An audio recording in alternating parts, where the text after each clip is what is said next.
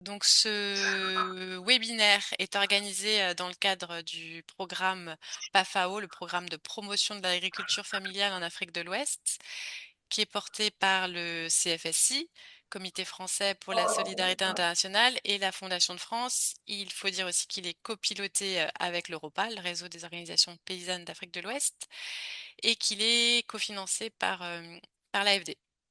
Alors, c'est un programme qui porte sur l'aval des filières alimentaires en Afrique de l'Ouest. Euh, et c'est naturellement que Ninon Sirdet s'est rapproché du programme PAFAO pour ses recherches qui portaient sur la mise en marché des produits agroécologiques, qui est vraiment un sujet de travail de PAFAO depuis ses origines. Et donc, à l'occasion de la publication des résultats de ces recherches au Sénégal, on a décidé d'organiser ce webinaire et d'enrichir aussi la réflexion avec des experts de filière dans d'autres pays, avec Edgar Deguenon au Bénin et Martine Sawadogo au Burkina Faso. Il faut dire que ce webinaire est le deuxième d'une série de 4 qu'on organise cette année et qu'un premier a déjà eu lieu sur les cantines scolaires, l'approvisionnement en circuit court par les OP et qu'il est disponible en replay.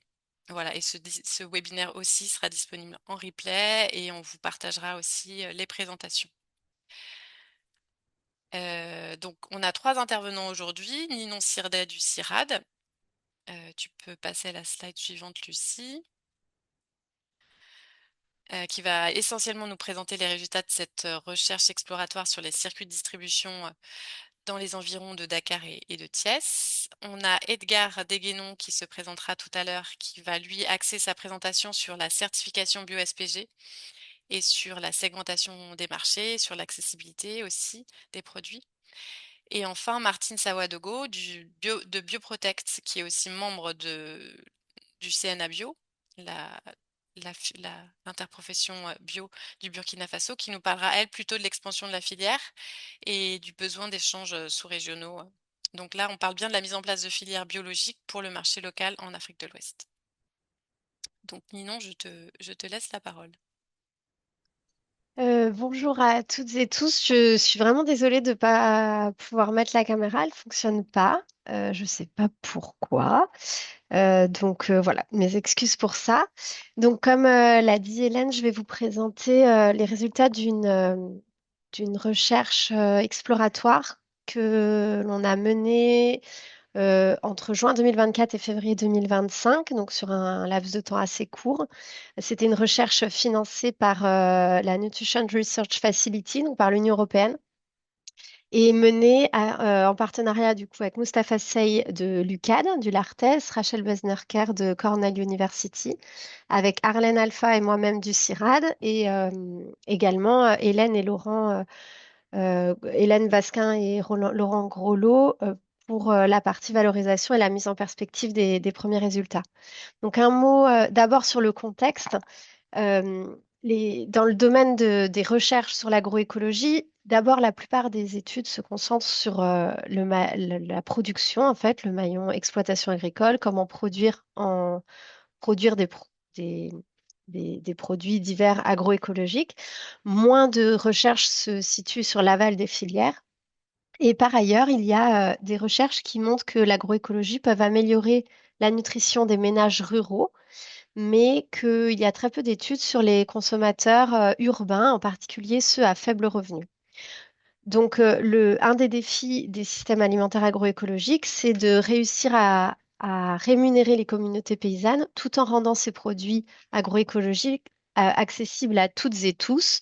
Donc, c'est un peu une tension inhérente à l'agroécologie, un double objectif à mener de front. Notamment parce que le constat est fait que bon, les marchés agroécologiques se développent un peu partout dans le monde, mais il est souvent observé qu'ils sont fréquentés par des consommateurs aisés et éduqués en majorité. Et par ailleurs, l'idée est aussi de considérer les ménages pauvres en ville, puisque la malnutrition est un enjeu majeur, y compris pour cette population, donc des ménages à faible revenu en ville.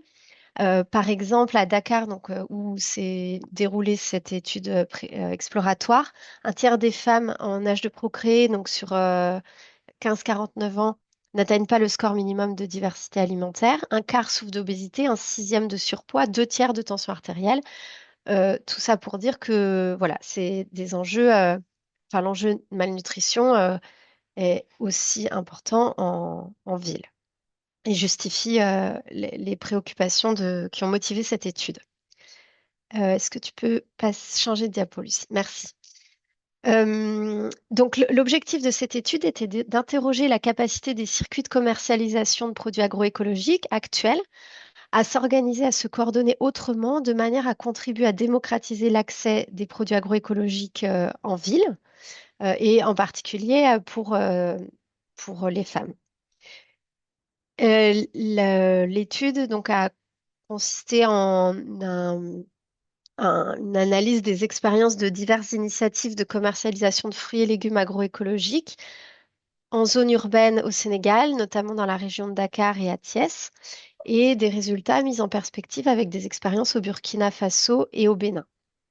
Le schéma que vous voyez ici sur la diapo, c'est un peu la démarche empirique que nous avons menée pour le cas du Sénégal, avec d'abord des entretiens auprès de personnes ressources au Sénégal, que ça soit dans le domaine plutôt agroécologie ou dans le domaine plutôt nutrition, consommation alimentaire.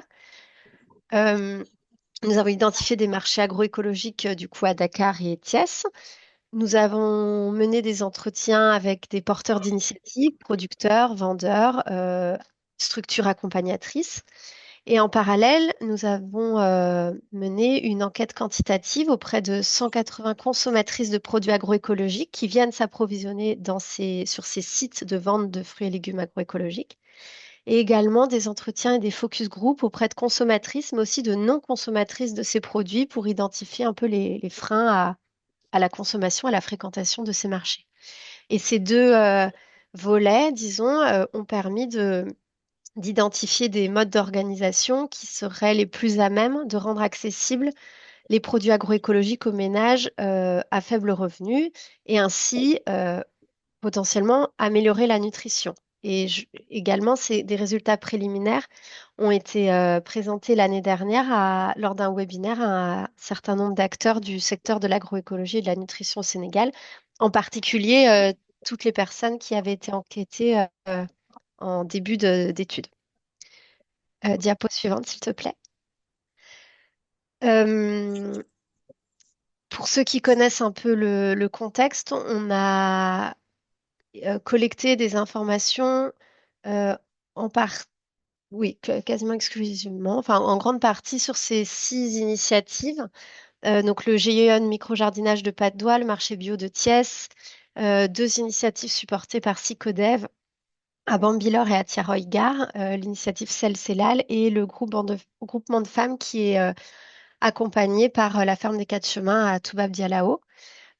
Ces initiatives relèvent toutes de se revendiquent toutes d'une agriculture saine, agroécologique, n'utilisent pas toutes les mêmes référentiels ou n'ont pas le même cahier des charges, disons, mais promeuvent une agriculture saine et notamment avec une suppression des pesticides chimiques ou une très forte réduction en tout cas.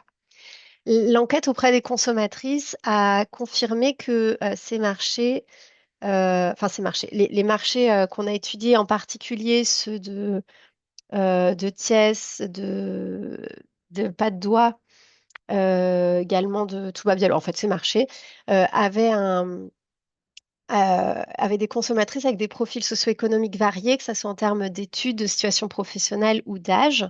Et cela confirme ce que disaient des producteurs, productrices et les porteurs d'initiatives plus largement, de dire qu'il y a un marché pour tous les consommateurs, qu'il y a des consommateurs au profil varié. On a aussi observé dans les données que on a un quart des personnes qui ont répondu à cette enquête et qui souffrent d'obésité et plus d'un tiers qui souffrent de surpoids. Ce sont des chiffres qui sont supérieurs aux moyennes à Dakar. Également des femmes atteintes de maladies non transmissibles.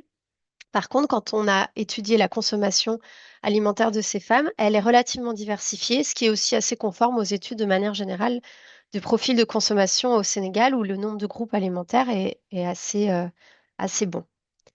Diapo suivante. Parmi les initiatives que nous avons identifiées, la très grande majorité sont organisées soit en circuit court, soit en vente directe. Le référentiel bio de la FENAB est utilisé pour une minorité de ces initiatives et l'utilisation du SPG et du label Bio Sénégal est utilisée pour une très grande minorité puisqu'elle est utilisée pour un marché. Et dans ce contexte, les, les relations entre producteurs-vendeurs ou vendeurs-consommateurs se basent sur une gouvernance relationnelle qui est fondée sur la confiance, sur des échanges réguliers, fréquents, interpersonnels dans le temps long qui se construit et notamment la connaissance et la garantie de la qualité des produits de vente de ces marchés se fait par la réputation et le bouche à oreille. Euh, voilà, et l'expérience en fait répétée de consommation de ces produits. Diapo suivante. Pour construire cette confiance, il y a plusieurs facteurs qui jouent pour construire cette confiance dans ce contexte. Euh, et notamment différents types de proximité. D'abord, une proximité physique où, dans quasiment tous les cas, les consommatrices de produits agroécologiques enquêtés se rendent à pied sur les sites et sont des habitantes du quartier, enfin en tout cas de la communauté. Voilà. En tout cas, c'est un accès à ces produits proches géographiquement. Ensuite, une proximité qu'on peut qualifier d'organisée, à la fois horizontale, c'est-à-dire entre acteurs des filières qui assurent une même fonction, par exemple entre producteurs ou entre vendeurs, grâce à la participation des organisations, une mutualisation de l'accès à des ressources matérielles ou immatérielles, comme des formations. Également des proximités organisées, relationnelles, verticales, c'est-à-dire entre différents acteurs des filières, notamment par le partage de connaissances, d'informations avec les consommateurs, encore une fois, fréquente et qui permet de construire petit à petit cette confiance. Et enfin, une proximité que l'on peut qualifier de cognitive, en fait, c'est tout ce qui a trait aux valeurs communes entre ces différents acteurs, de production saine, de valorisation de l'origine des produits, de valorisation de tentatives de changement d'habitude de consommation alimentaire, notamment en diminuant les produits transformés et en allant vers des produits frais et une motivation principale partagée par tous, qui est celle de la préservation de la santé. Sur le graphique que vous voyez là, ce sont les principales motivations à l'achat de produits agroécologiques dans l'enquête quantitative auprès de consommatrices. Euh, et on voit que la santé est la première motivation citée. Et cette motivation intervient soit en prévention, soit en réaction à l'annonce de maladies, notamment de diabète, soit par la consommatrice qui répond à l'enquête, ou bien à des proches. Là, on voit une citation d'une consommatrice qui indique voilà, que plusieurs personnes de sa famille sont affectées par le diabète, notamment sa maman, et que c'est pour ça qu'elle utilise ces produits agroécologiques pour éviter de tomber malade. Voilà. Diapo suivante, s'il te plaît, Lucie, merci. Donc, la question ensuite qu'on s'est posée, c'est comment est-ce que ces initiatives permettent de démocratiser l'accès à des produits agroécologiques et comment elles le font? Déjà rappeler que tous les porteurs d'initiatives ont présenté ce souci de démocratisation comme un objectif en rappelant que voilà, tout le monde aime les bons produits, même quand on n'a pas beaucoup d'argent, on va acheter quelque chose de bon pour la santé. Là, je cite une productrice ou un autre porteur d'initiative qui affirme qu'il y a un enjeu au sein de cette initiative que l'agroécologie et l'alimentation ne soient pas, l'alimentation saine ne soit plus une affaire de gens riches. Euh, pour cela, il faut garantir un environnement alimentaire favorable à la consommation de fruits et légumes agroécologiques. Ça implique de les rendre disponibles, accessibles physiquement, abordables et acceptables. Ça implique donc des arbitrages de la part des porteurs d'initiatives, des vendeurs, des producteurs. Par exemple, entre produire des produits culturellement consommés, nutritivement riches versus des produits qui vont peut-être se vendre plus cher ou des produits exotiques. Ça implique des arbitrages sur le lieu du point de vente entre des quartiers aisés ou des quartiers non aisés, par exemple. Sur ce sujet de l'accès physique, on peut estimer qu'environ la moitié des initiatives de Descartes et Thiès ne sont pas à même de rendre les produits accessibles à tous, car elles vendent uniquement en ligne ou uniquement dans des lieux de vente aisés. Et on sait par ailleurs que la consommation de fruits et légumes à Dakar se fait dans un rayon de 1 kilomètre pour 95% des ménages. Donc, ce type de stratégie voilà, diminue les chances de toucher ces ménages à faible revenu. Donc, ça veut dire à l'inverse aussi que la moitié ont déjà cette stratégie de pouvoir toucher les ménages à faible revenu. Et concernant l'accès économique aux produits, les acteurs mobilisent différentes stratégies, notamment essayer de limiter les prix. Par exemple, à Thiès, il y a une observation des prix, un système d'information sur les prix pour observer les prix sur le marché conventionnel avec un partage de cette information et une tentative de limiter le surprix à autour de 50-100 francs au-dessus du prix conventionnel, par exemple. Une volonté aussi de réduire les quantités minimum d'achat pour s'adapter aux bourses et également de différencier les prix selon le pouvoir d'achat. Donc cette dernière stratégie un peu de segmentation, elle nous paraît intéressante parce qu'elle répond à une logique de justice sociale qui est inhérente au principe du coup de l'agroécologie. Et c'est ce qui nous a amené aussi à mettre en perspective cette étude avec les cas au Bénin et au Burkina Faso, ou par exemple pour la map bio au Bénin, qui fonctionne sur un système de commande de paniers. Il y a des jours de livraison différents avec des paniers de montants différents et de compositions différentes selon qui permettent de s'adapter aux différentes bourses et aux différentes pratiques alimentaires, à la fois d'achat, de conservation, si on a un frigo ou pas, et de consommation, avec notamment des légumes feuilles, par exemple, dans certains paniers, enfin dans les paniers moins chers, par rapport aux paniers plus chers qui ont vocation plutôt à être consommés par des ménages plus aisés et expatriés. Et pour le cas de la saisonnière à Ouaga, c'est un peu la même chose avec des sites de production et de vente qui sont localisés dans des endroits différents de la ville et où les légumes proposés et les prix sont différents. Voilà, maintenant c'est bon, Lucie, s'il te plaît. Euh, Ces initiatives ont des défis, celui de garantir la disponibilité, donc je disais en proximité physique, mais aussi en quantité, diversité et régularité. Le principal souci et la principale difficulté qui est remontée dans toutes ces initiatives, c'est le manque de disponibilité et de diversité, en particulier en saison des pluies. C'est pas quelque chose qui est particulier au marché agroécologique. La production horticole est saisonnière dans tous les cas, mais c'est particulièrement aggravé pour le cas des produits agroécologiques et c'est identifié comme un des principaux freins à la consommation par les consommatrices enquêtées. C'est dû, bon, à un soutien limité à la production et aussi à une déstabilisation de ces marchés agroécologiques par les dynamiques du marché conventionnel. Sur le graphique ici, vous voyez une comparaison des prix à Dakar de consommation de produits conventionnels à des prix agroécologiques en rouge. On voit que les prix en rouge sont principalement, enfin, la plupart du temps supérieurs aux prix conventionnels, mais que cet écart diminue, voire disparaît, voire il y a, enfin, les prix agroécologiques passent en dessous du prix conventionnel quand, en saison des pluies, en fait, entre août, septembre, octobre, enfin plutôt fin de saison des pluies, quand il y a une pénurie sur le marché conventionnel des produits. En d'autres termes, en fait, quand les prix, quand il y a pénurie, il y a peu de produits conventionnels sur le marché, les prix augmentent fortement. Et du coup, certains producteurs bio-agroécologiques vont être tentés de vendre leur production non pas sur les sites des initiatives agroécologiques, mais sur le marché conventionnel qui offre des prix meilleurs ou à d'autres initiatives agroécologiques qui vendent dans des zones touristiques ou à fort pouvoir d'achat et donc où les prix sont meilleurs. Donc il y a des tensions et une déstabilisation qui est aggravée en fait dans le cas des produits des marchés agroécologiques. Et un autre défi, je l'ai déjà dit, c'est l'accessibilité physique des marchés. Ici, on voit une citation d'une non-consommatrice qui identifie ça. Voilà, je n'y vais pas parce que c'est un peu loin de chez moi. Je sais qu'il me sera impossible d'aller là-bas continuellement pour en acheter, mais en laissant voilà, une opportunité, une volonté d'y aller si c'était accessible, si les stands étaient installés plus proches ou au marché. Voilà.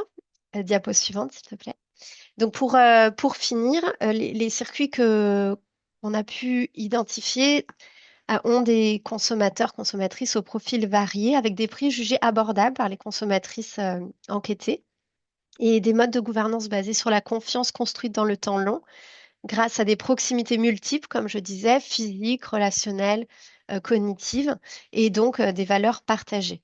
On a identifié des facteurs facilitants. D'abord, ce sont des initiatives qui ont été créées et qui ont évolué dans des environnements dits de niche, protégés, accompagnés souvent par des structures accompagnatrices, que ce soit des ONG ou des collectivités territoriales, ou les deux. Et ce soutien a été déterminant pour faciliter l'émergence et la progression de ces marchés. Ce sont des expériences qui ne sont pas, enfin, certaines sont récentes, mais les principales que nous avons étudiées sont des expériences depuis plusieurs dizaines d'années, donc qui ont l'expérience, ce qui joue beaucoup aussi. Et un autre facteur facilitant, enfin, qui nous semble facilitant, c'est l'engagement communautaire. Les SPG peuvent être source d'engagement communautaire et des consommateurs d'impliquer dans les discussions, dans les décisions, et c'est totalement dans l'esprit de l'agroécologie. Il y a aussi une initiative qui nous a paru intéressante, mais elle en est à tout son tout début, qui est soutenue par Sycodev à Tiaroy-Gare, qui s'appuie sur les marraines de quartier, qui ont un rôle plutôt dans le domaine de la santé, de relais entre les structures de santé officielles et les communautés, qui sont des femmes respectées dans la communauté et qui peuvent faire ce relais, notamment pour parler des enjeux autour de l'agriculture, alimentation, santé et de ces interfaces. Voilà. Et donc, dans les limites, comme je disais, un nombre de sites, de quantité et de diversité qui sont quand même relativement limités, qui s'explique aussi par un soutien public limité, euh, voilà, un soutien public limité à l'agroécologie de manière générale. Donc, pour peut-être conclure, comment on pourrait aller plus loin pour cibler les consommateurs urbains à faible revenu pour les marchés agroécologiques?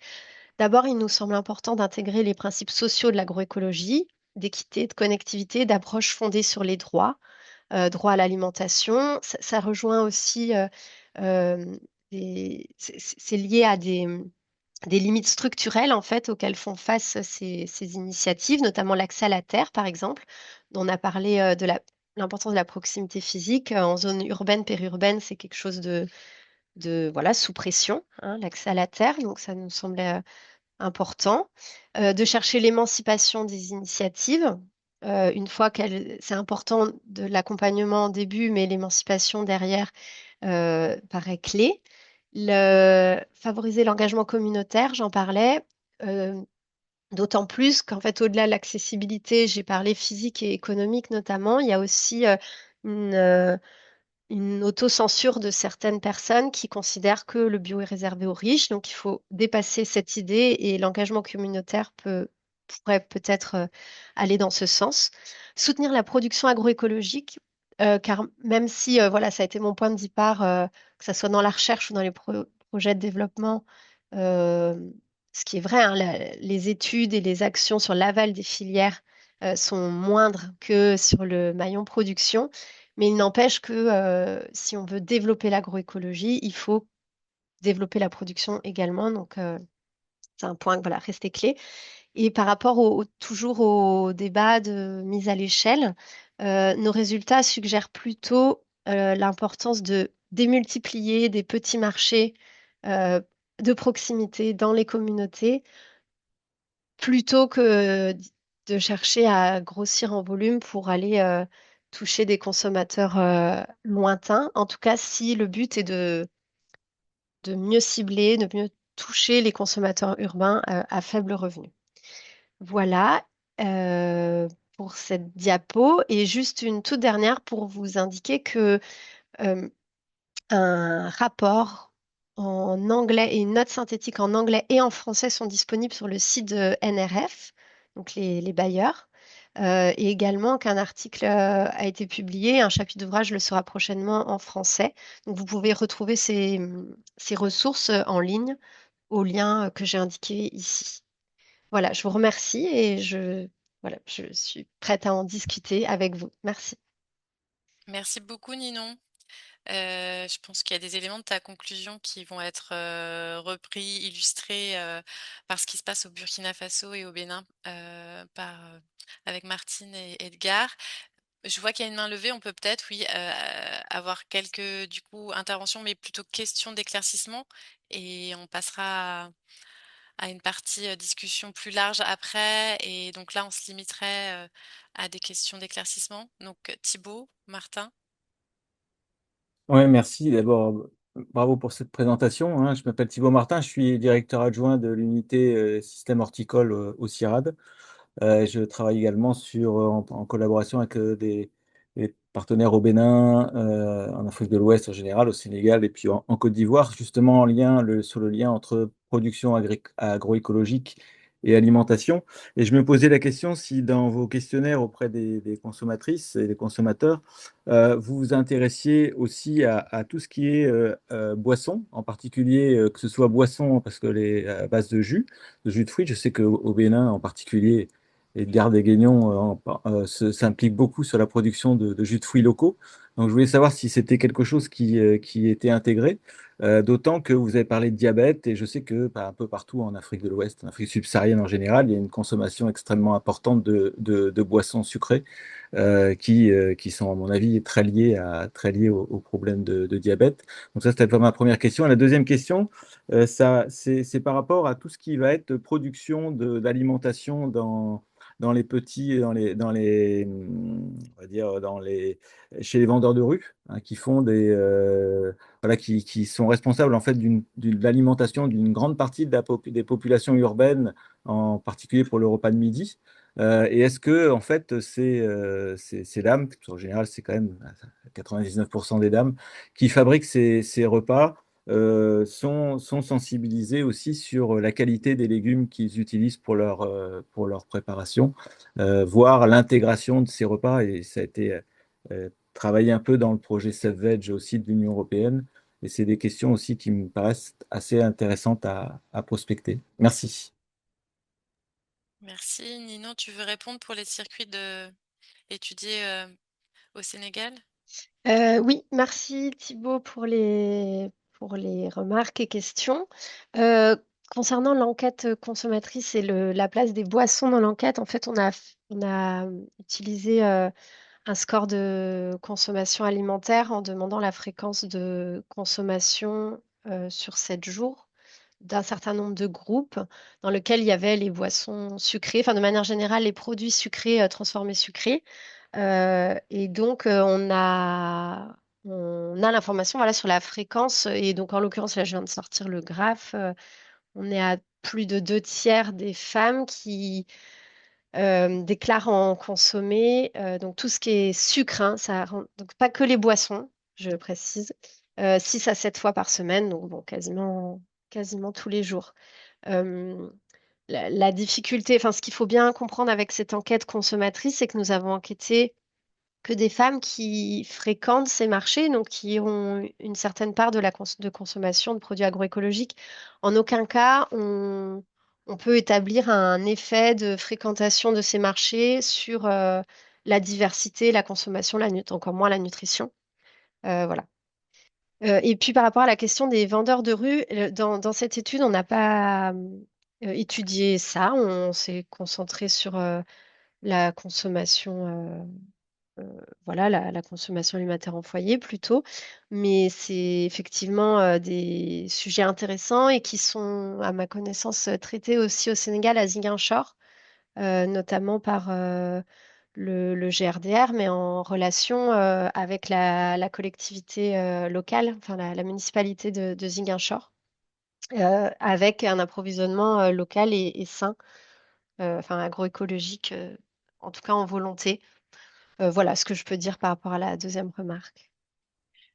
Merci Ninon. Moi, je voulais réagir par rapport à une question dans le chat parce que c'est vrai qu'il y a une motivation diabète derrière l'achat bio qui a interpellé une personne connectée, et certainement qu'il y a des lacunes de connaissances, certainement. Mais par contre, je voulais mettre en lumière quelque chose qui est assez peu connu, que effectivement la consommation de pesticides est un facteur à risque pour déclencher plusieurs maladies non transmissibles, dont le diabète. On a eu la chance d'avoir une communication de Colette Azandjemé d'un institut de recherche en santé publique d'Afrique de l'Ouest. Je vous invite à aller voir ses publications. Donc c'est Colette Azandjemé. Il n'y a pas qu'elle qui travaille sur le sujet, mais je sais que voilà, il y a peut-être qu'Edgar, tu connais aussi pour le Bénin. Elle a fait des études sur le Nord Bénin où il y a des cas de diabète très répandus dans des régions assez inattendues, pas du tout urbaines, et où les gens utilisent énormément de pesticides pour la culture de l'igname, et c'est lié, ces cas de diabète sont liés aux pesticides. Donc c'est quelque chose d'assez peu connu, mais de fait, il y a vraiment un lien entre les pesticides et certaines maladies non transmissibles. Et je vois que Conan a levé la main, et après, on peut te passer la parole, Edgar, après cette question, cette dernière question de Conan. Vous avez la Ok, parole. merci beaucoup, madame. Voilà, donc je suis Conan de la Côte d'Ivoire. Je travaille pour Inades Formation. Inades, qui est une ONG panafricaine qui est présente dans 10 pays africains. Voilà, donc je suis le coordonnateur d'un projet dénommé Cacao Eco, donc un projet qui vise la valorisation des pratiques agroécologiques dans la cacaoculture en Côte d'Ivoire, quand on connaît le poids du cacao dans le poumon économique de la Côte d'Ivoire. Voilà, donc je suis ravi d'assister à ce webinaire. J'ai accordé beaucoup d'importance à ce webinaire parce que ce webinaire traite d'une question assez essentielle. Voilà, donc je voudrais remercier la dame qui a fait une très belle présentation. J'ai quelques questions. La première question concerne le coût de production. Voilà, donc on sait que tout ce qui est agroécologique a un coût. Est-ce que l'étude a pris en compte l'aspect coût de production pour voir si ce modèle économique est rentable pour les communautés qui l'implémentent? Ça, c'est ma première préoccupation. La deuxième préoccupation, on sait que la plupart des projets, après, le suivi est un peu compliqué par les communautés. Donc, est-ce qu'il y a eu une stratégie de pérennisation de tous ces acquis, de sorte à ce que ces initiatives qui sont louables dans ces communautés-là, dans ces pays, puissent continuer? Voilà, donc est-ce qu'il y a eu une stratégie de pérennisation qui a été élaborée?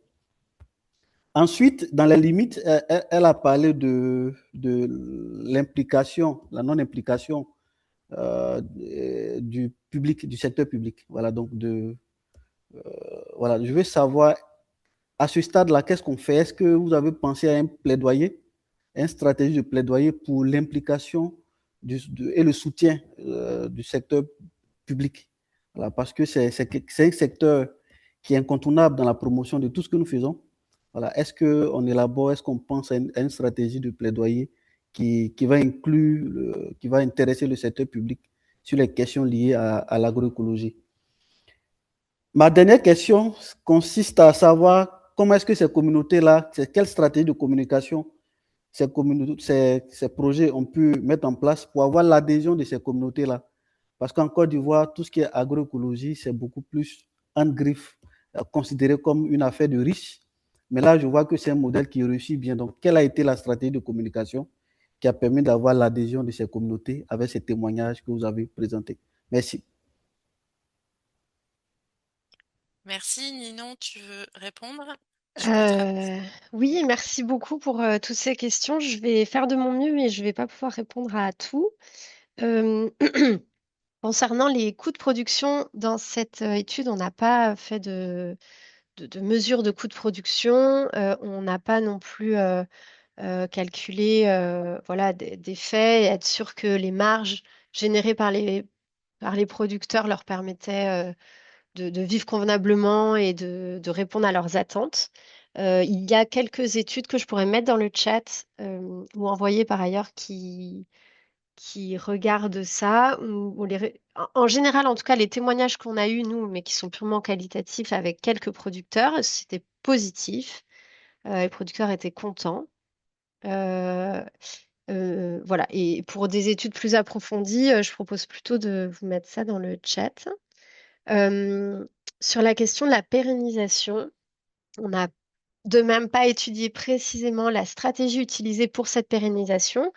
Par contre, ce qu'on a, par exemple, le cas des femmes, du GIE de femmes à pas de doigts sont des femmes qui, à la base, ont été appuyées par la FAO, notamment, et la mairie de Dakar pour mettre des techniques qu'ils n'appelaient pas agroécologie d'ailleurs, hein, de micro-jardinage sur table, et qui aujourd'hui n'a pas de soutien et qui s'est émancipée et pérennisée euh, par la demande en fait et la très bonne réputation qu'ont ces femmes sur la qualité des produits.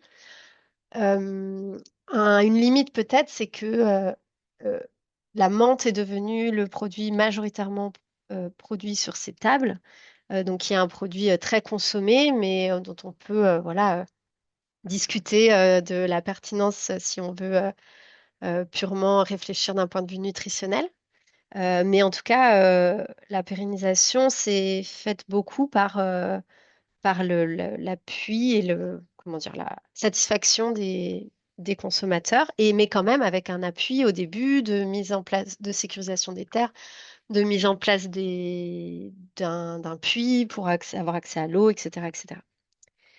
Euh, En ce qui concerne le plaidoyer, nous, par rapport à cette étude, ce qu'on a fait, c'est de diffuser les informations auprès de la DITAS, qui représente voilà, de nombreuses organisations de la société civile au Sénégal qui ont justement comme mission, enfin voilà, qui se donnent comme mission de faire du plaidoyer pour ces sujets de développement de l'agroécologie. Et donc, on espère que cette étude puisse contribuer à ça.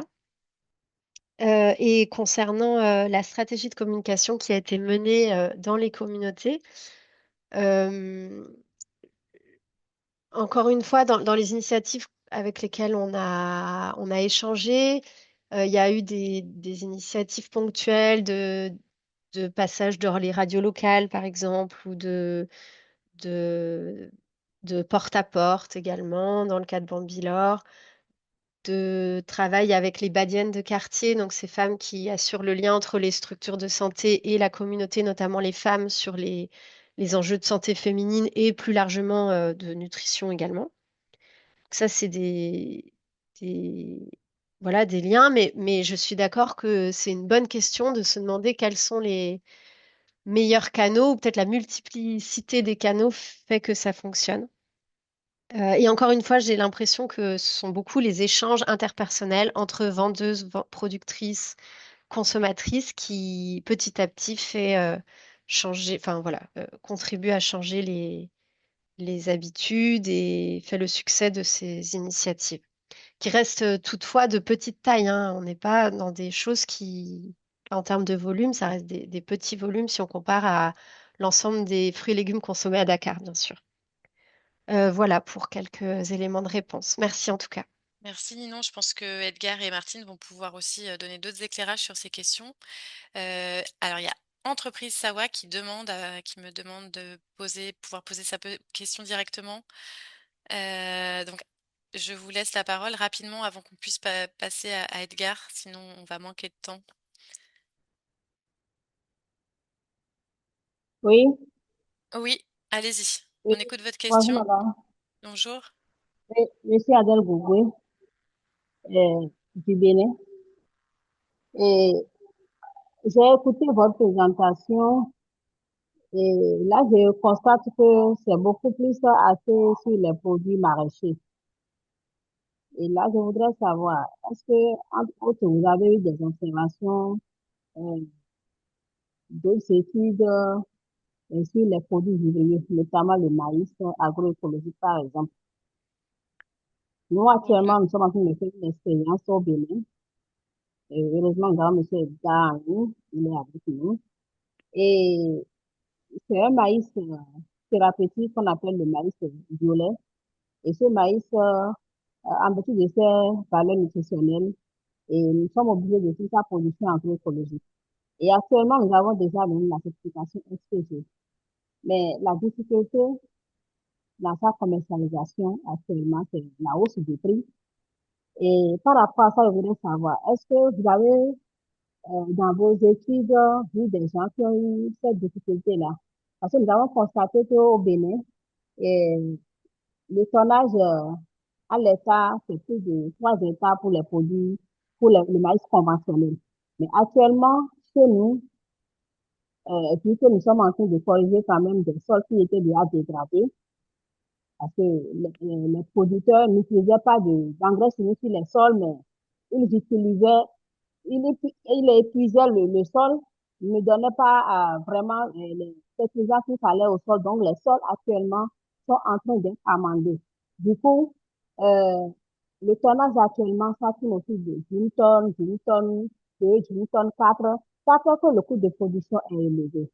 Mais euh, si je me réfère à votre dernière partie de la présentation, vous avez dit que pour aller loin, c'est d'aller quand même faciliter un tant soit peu la tâche aux populations urbaines pour qu'ils puissent quand même eux aussi s'intéresser à la consommation des produits agroécologiques. Comment est-ce qu'on peut aller à ce niveau-là si déjà le coût de notre production est déjà élevé et qu'on ne peut pas rester dans la marge de 20 francs, de 50 francs de plus.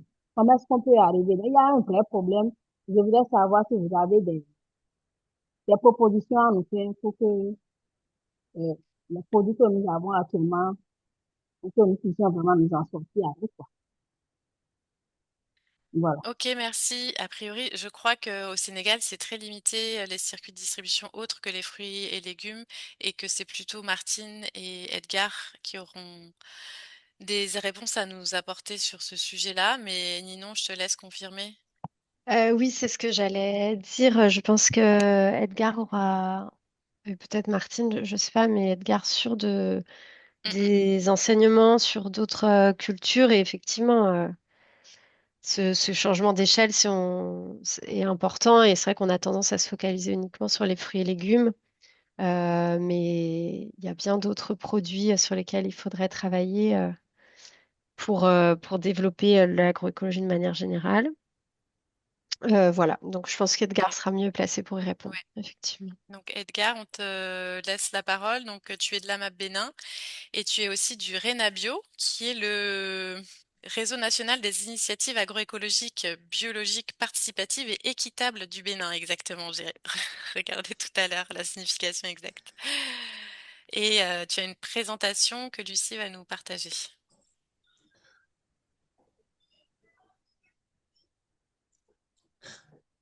Oui, merci beaucoup, Hélène. Merci à Ninon pour sa brillante présentation, pour le partage donc des résultats de l'étude. Je remercie également tous les autres collaborateurs du CFSI pour avoir pris l'initiative donc d'organiser ces webinaires de partage d'expériences sur l'agriculture familiale et particulièrement sur l'agriculture biologique qui nous rassemble ce matin.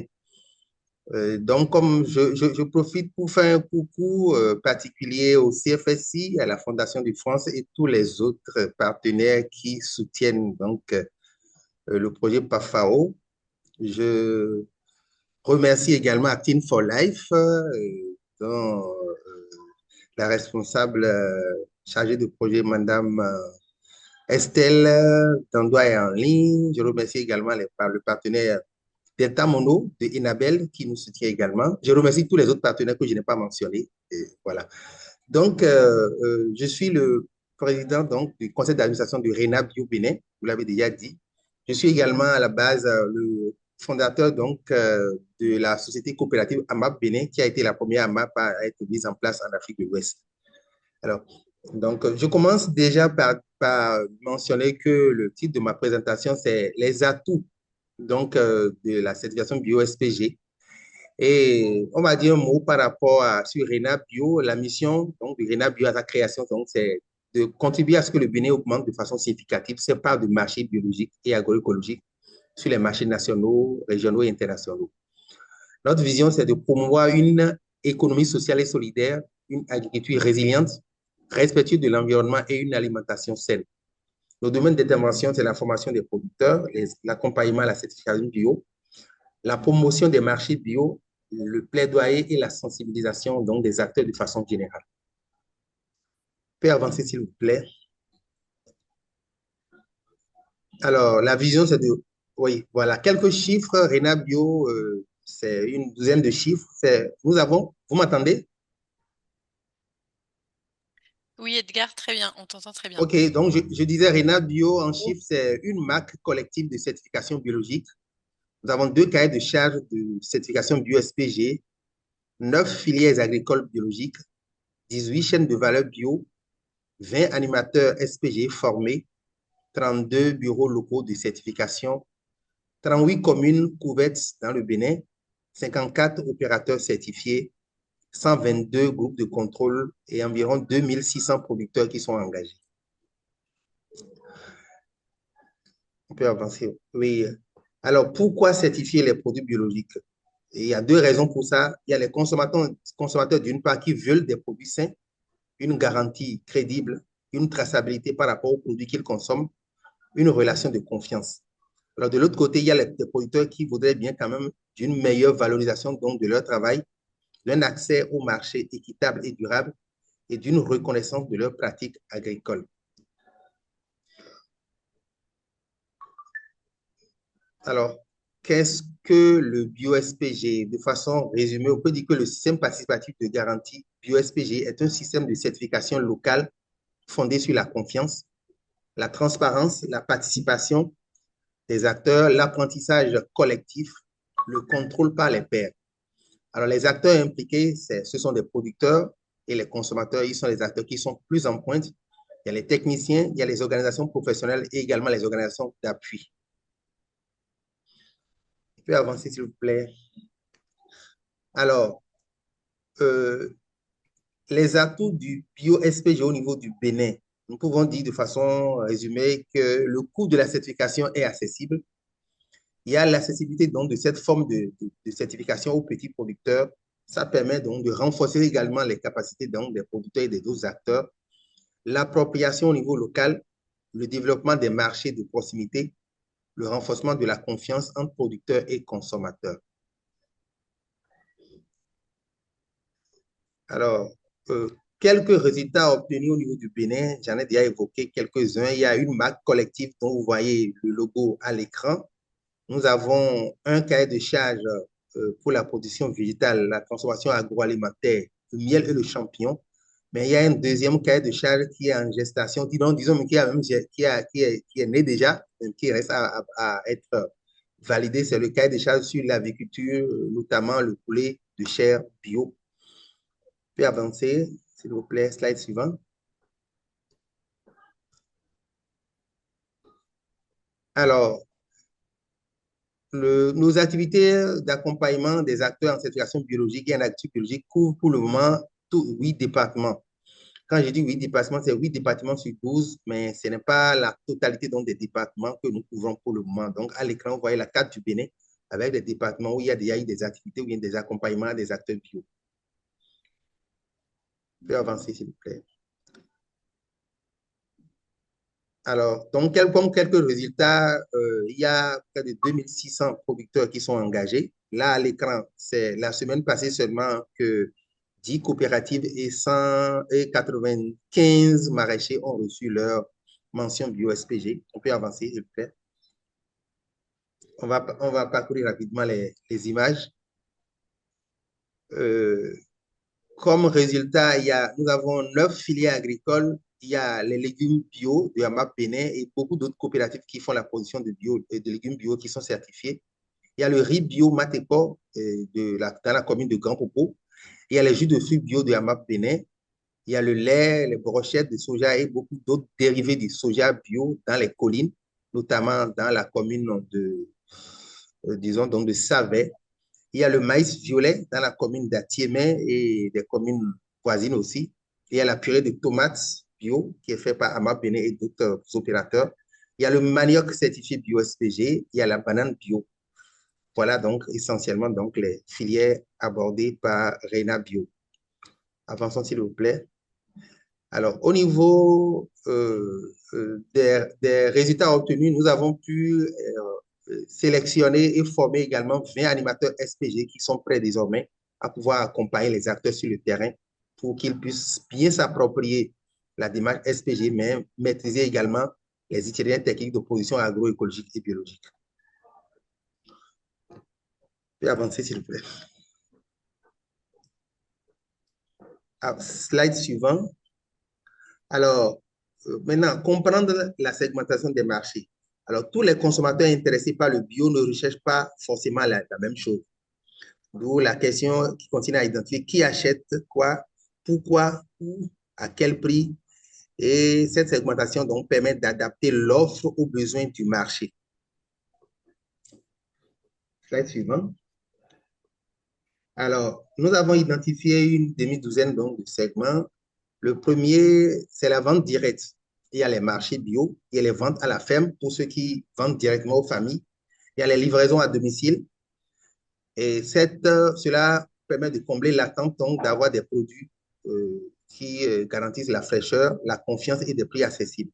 Au niveau du deuxième segment, c'est les AMAP ou bien les formes assimilées. Cela implique des abonnements des consommateurs, un prépaiement sur plusieurs mois ou plusieurs semaines, des paniers hebdomadaires. L'attente, c'est la régularité, la traçabilité et la relation de confiance avec les producteurs. Au niveau du troisième segment, les boutiques spécialisées. Et ça permet donc d'obtenir des prix premium, des produits transformés, mais également en attente, c'est la certification, la qualité constante donc, des produits. Vous allez voir en bas donc, de chacun de ces segments quelques images qui montrent un peu les types de segments. Alors, au niveau du segment 4, il y a le contrat formel de fourniture des produits bio. Je donne ici l'exemple donc de la société coopérative AMAP Bénin, qui est d'ailleurs la première entreprise qui a expérimenté le SPG en Afrique de l'Ouest. Donc, un contrat qu'il a obtenu donc, de service depuis l'année 2018, avec une prime de 10% du bio sur tous les produits livrés depuis l'année 2018. Et chaque année, donc, ce contrat-là est renouvelé et les thèmes du contrat sont rediscutés en fonction donc du prix des intrants et d'autres contraintes. On peut avancer. Cinquième segment, il y a la vente en gros aux distributeurs de produits bio tels que le riz, Matecor et les jus de fruits bio de AMAP Bénin. Si nous prenons l'exemple donc du riz certifié bio SPG, Matecor, c'est le riz local béninois le mieux vendu avec près de 30 à 42% de prime du bio. Pendant que le sac de 5 kg de riz ordinaire local coûte 3 500, le riz Matecor bio va jusqu'à 4 000, voire même 5 000 francs CFA le sac de 5 kg. Sixième segment, il y a la vente en gros des matières premières issues de l'agriculture biologique aux transformateurs. Nous prenons ici l'exemple donc du prix officiel du soja certifié bio qui est vendu aux transformateurs dans les collines, par exemple, avec une différence de 50 francs au kilo de plus par rapport au soja conventionnel, soit 18% de prime bio. Avançons, s'il vous plaît. Alors, revenons un peu sur le modèle AMAP. C'est un exemple donc, de valorisation du SPG. Et cela fonctionne sur plusieurs paliers. C'est des producteurs certifiés bio-SPG de préférence. Il y a une planification de la production. Il y a des paniers hebdomadaires variés et des consommateurs abonnés qui font un paiement à l'avance, donc sur une certaine durée. Alors, comme résultat, vous avez des débouchés qui sont sécurisés, des revenus plus stables, une réduction des invendus, une fidélisation de la clientèle. On peut avancer, s'il vous plaît. Alors, comprendre la segmentation des marchés. Alors, ça, c'est le dernier point que j'aborde. Il y a également d'autres canaux pour ce qui est dans la segmentation des marchés. Il y a les ventes en ligne, les foires à exposition, les programmes de fidélité qui sont mis en place par différents acteurs pour s'assurer quand même que les produits sont écoulés de façon continue et dans la constance. Alors, perspective, nous avons évoqué quelques-unes ici. Croissance de la demande urbaine, ça là c'est important pour des produits sains. Sensibilisation des consommateurs, il y a la restauration collective, il y a les cantines scolaires, les hôtels, les restaurants, le commerce électronique, puis les marchés régionaux. Donc, nous pouvons dire que le bio-SPG peut devenir un levier majeur de développement des filières bio, à condition que les agriculteurs engagés bénéficient d'un accompagnement approprié sur les facteurs de production. Voilà ce que je voudrais partager avec vous. Je vous remercie. Merci beaucoup, Edgar. Voilà, Hélène. Merci. Et bravo pour tout le chemin parcouru depuis la création de la map en 2000 Merci beaucoup. 2008. Oui, c'était 2008, bien sûr. Est-ce que vous avez des questions pour Edgar? Je vois qu'il y en a eu dans le chat. Donc il y a Uriel Amoussou qui demande quel est le critère et les pièces à fournir pour la certification SPG Bio et la durée d'expiration de ce certificat.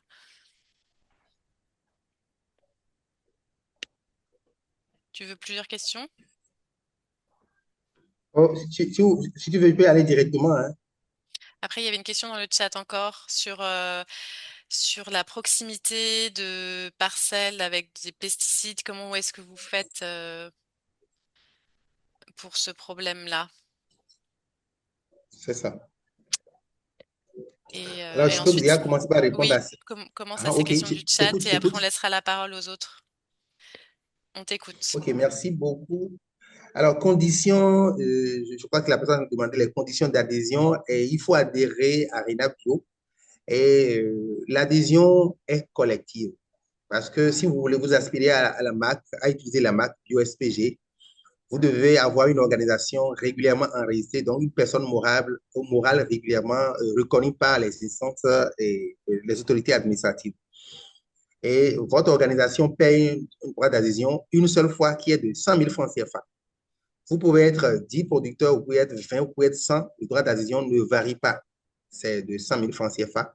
Et puis, il y a les frais de mention qu'il faut payer de façon individuelle. Donc, les frais de mention qui sont en vigueur au moment où vous voulez adhérer au SPG. Alors, la durée, c'est à deux niveaux. La durée de validité est à deux niveaux.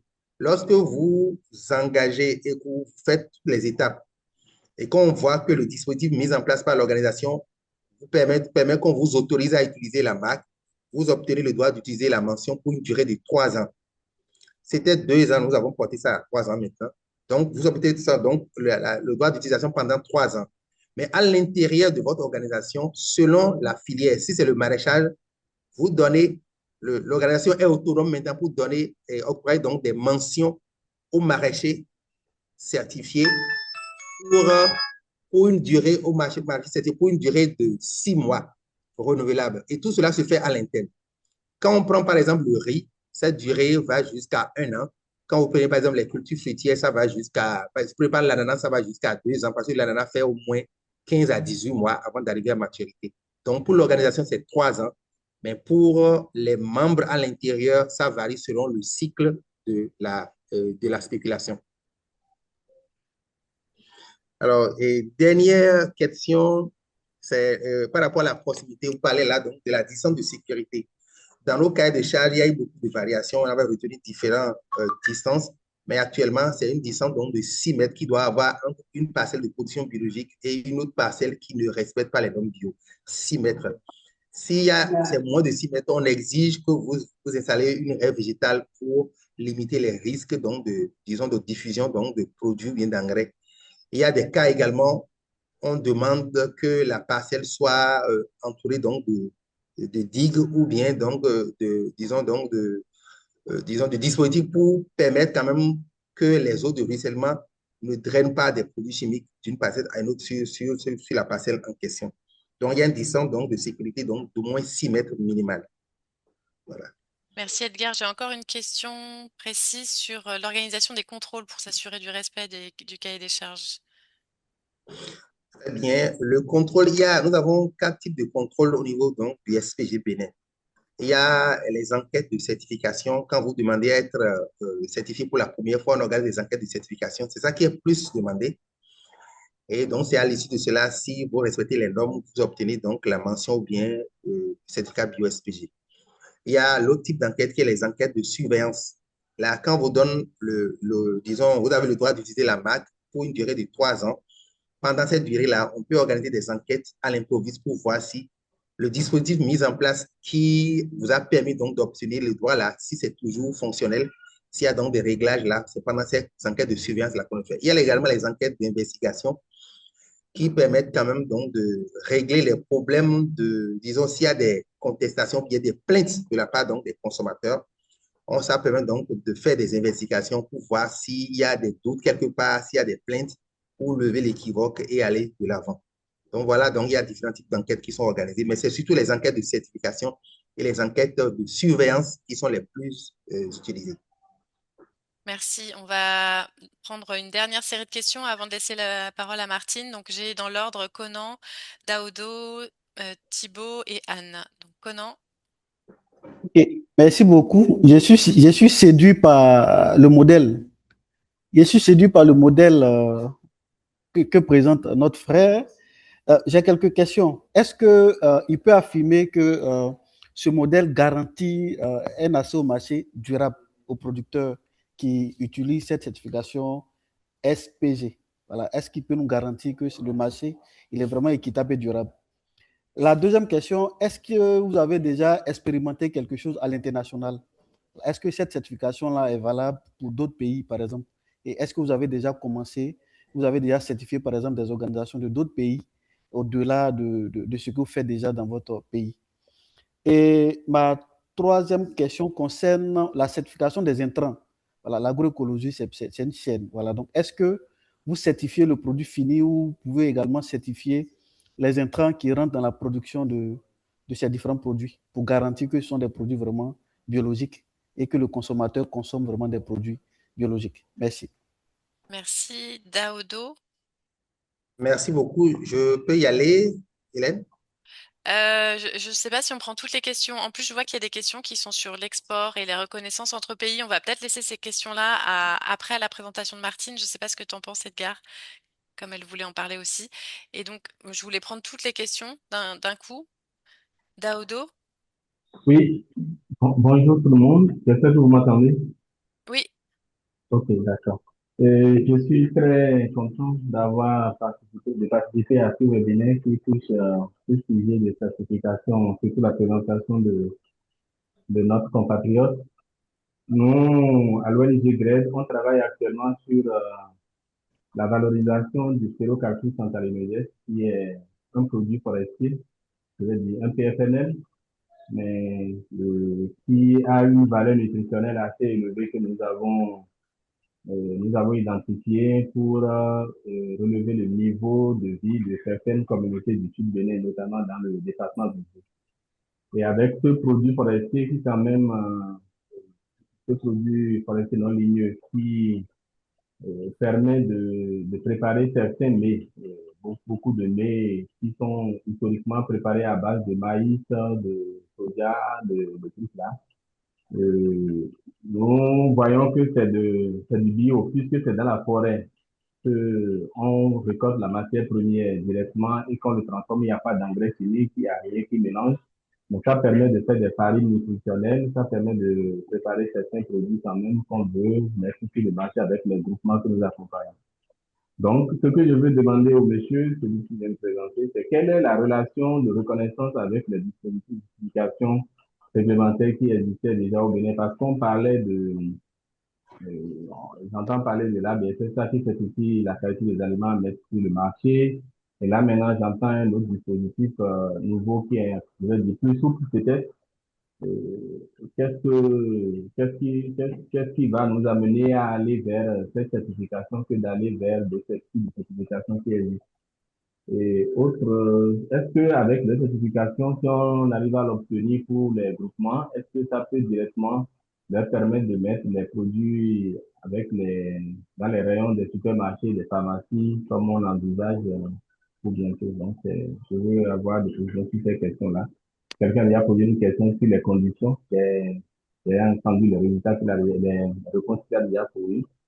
Donc, ça nous intéresse d'avoir leur contact et bien d'échanger avec eux plus en profondeur pour voir comment on peut fédérer une synergie pour aller vers une certification, faciliter la tâche à ces communautés-là de mettre en marché leur production plus facilement que de faire des produits assez longtemps. merci. Je vais te repasser la parole, Edgar, parce que les questions sont multiples. Tu as saisi le nom du produit forestier. Moi, je n'ai pas saisi, mais toi, tu as saisi. Non, justement, Je n'avais pas bien entendu le nom. J'ai parlé de Pterocarpus santalinodien, c'est le gbegbe, le Ah, ok. gbegbe, vous connaissez ça un peu déjà. D'accord. Oui, oui. Je Je te connais laisse, l'enfant, bien sûr. Ok. je te D'accord. laisse Je crois répondre. que j'ai recensé très rapidement de M. Daoud et de M. Conan. Ça a fait 9 questions. J'y vais rapidement. La première, est-ce que la certification SPG garantit un accès, disons, à un des marchés équitable et durable aux producteurs? Je peux dire oui. Oui, quand même, tout n'est pas rose pour les groupes de producteurs qui sont engagés. Il faut reconnaître que de façon générale, je crois qu'il y a un micro qui est ouvert, il me semble. Alors, donc, je disais de façon générale, et ça marche beaucoup plus bien, enfin très bien pour des producteurs qui sont engagés, qui sont accompagnés plus ou moins longtemps dans le temps. Généralement, il y a beaucoup d'initiatives d'appui qui se passent en 3 mois, en 4 mois, en 6 mois, et puis les producteurs sont laissés à leur sort. La certification SPG, c'est une certification par les pairs. Donc, il faut que les acteurs puissent s'approprier le dispositif. Donc, ça demande du temps, aussi bien au niveau donc, de la maîtrise des itinéraires, donc de production agroécologique et biologique, mais également du processus de certification du SPG. Donc, ça demande un peu plus de temps. Et c'est en cela que tous ceux que l'appui, par exemple, dans le cas du PAFAO, les appuis que Rena Bio ou bien AMAP ont reçus de Actin for Life et d'autres ont permis vraiment donc, aux acteurs donc, de s'approprier et de bénéficier de cela. C'est ça qui permet donc les chiffres ou bien disons, les exemples que j'ai donnés tantôt. Cela dit, c'est bon d'accompagner, mais il faut prévoir accompagner dans le temps. Et je vais un peu plus loin pour dire, sinon, comment prévoir donc des accompagnements à des agriculteurs bio qui s'engagent dans la certification? Il faut prévoir un dispositif d'accompagnement pour la mise en marché. Si possible, même engager une ou des personnes qui puissent prospecter le marché de façon, disons, continue avec les acteurs pour que on ne finisse pas de produire avant de chercher le marché. Parce que le marché, ça existe, mais il faut les susciter, il faut les négocier, il faut discuter. Donc, voilà ce que je peux dire. Et les exemples que j'ai donnés avec les primo bio montrent quand même que c'est des exemples concrets.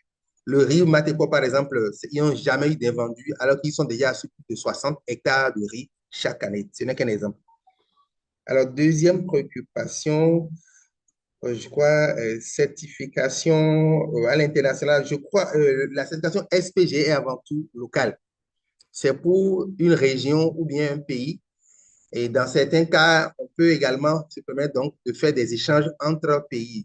La certification SPG en Afrique de l'Ouest a commencé au Bénin, mais il y a beaucoup de pays limitrophes qui sont engagés déjà. Il y a le Togo, il y a le SPG au niveau du Togo, au Burkina, au Mali, au Nigeria, et j'en passe. Donc, ça existe donc dans toutes plusieurs pays. Ça nous permet donc d'échanger donc des produits entre pays, bien à l'intérieur d'un pays, mais également dans la sous-région. Il y a même des discussions à l'international un peu sur comment est-ce qu'il faut en arriver à une reconnaissance mutuelle donc des produits certifiés SPG dans ces pays-là. Donc, le SPG, c'est d'abord pour le marché local et les marchés nationaux. Ce n'est pas pour exporter. Donc, pour exporter, il faut passer à une certification tierce partie.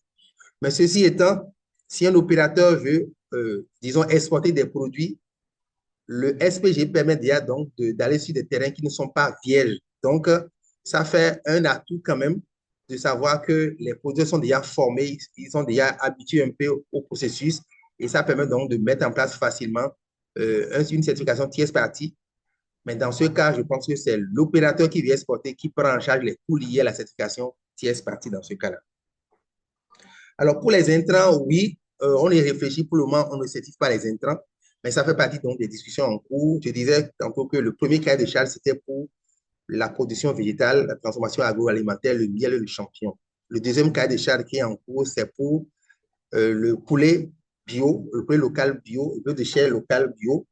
Et on réfléchit donc, parce qu'il y a des demandes à la matière, comment mettre en place un cahier de charge pour certifier les intrants organiques et bio également au niveau du Bénin. Donc, on ne l'a pas encore, mais on réfléchit par rapport à ça. Quatrième, il y a une question dans le chat qui demandait le bio-SPG est-il certifié à l'OAPI? Je dirais oui et non.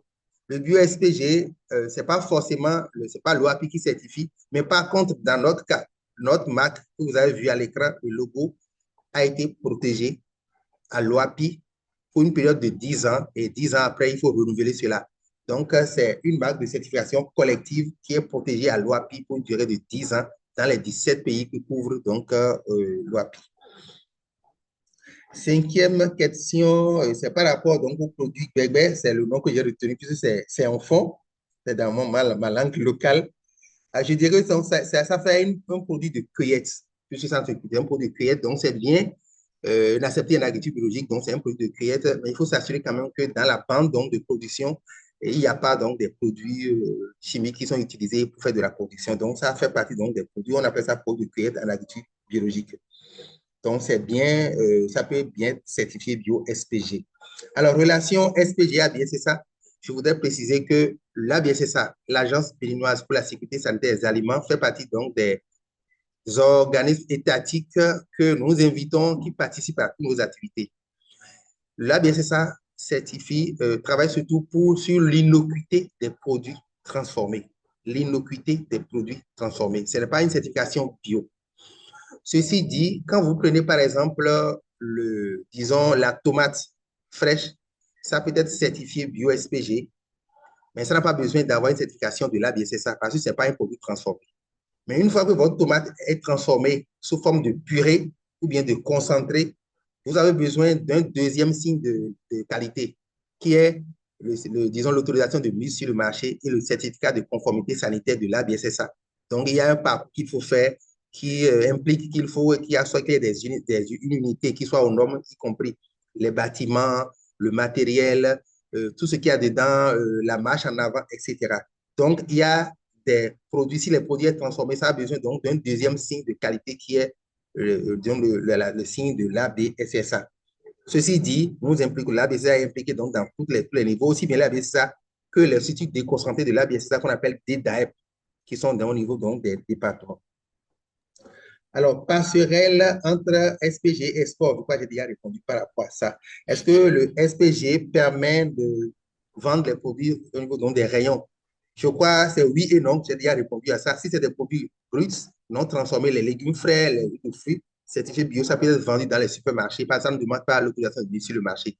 Mais une fois que ce produit-là est transformé, il faut faire disons, le parcours pour avoir l'autorisation de mise sur le marché de l'ABSSA avant de les positionner au niveau donc, des rayons des supermarchés.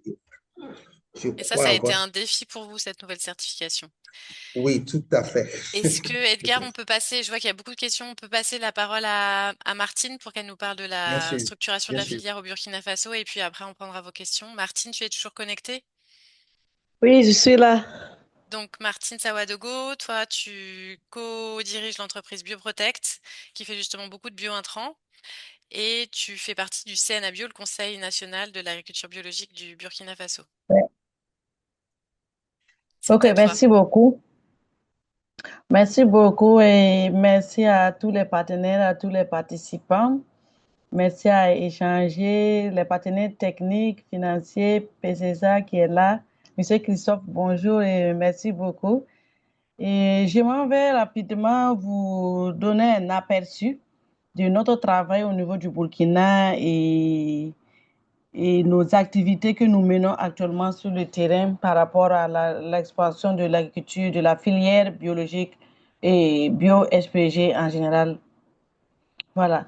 Il faut se dire que moi, je vais un peu travailler sur la commercialisation de fruits et légumes. Et parce que ça a été créé, parce que Bioprotect s'est investi dans la fabrication des bio-intrants. Et là, sur le terrain, et en 2013, les producteurs ont commencé à utiliser les biopesticides et ils ont commencé à dire que mais on ne sait pas là où vendre, on ne sait pas comment s'organiser. Et c'est là qu'en début 2014, nous nous sommes mis à travailler sur la commercialisation des fruits et légumes au Burkina. Et rapidement, on a vu qu'il y avait vraiment des données au niveau de l'INSD, au niveau de l'IRD, au niveau de la recherche, qui montraient qu'il y avait vraiment de contamination. Il y avait les résultats au niveau des pesticides sur les légumes dépassaient des lignes de mire. Il y avait des marchés du haricot vert et autres que le Burkina exportait, qui a vu ses marchés suspendus, d'autres dus à la qualité ou à la contamination ou la limite des pesticides chimiques qui étaient dans ces produits dépassait vraiment les normes.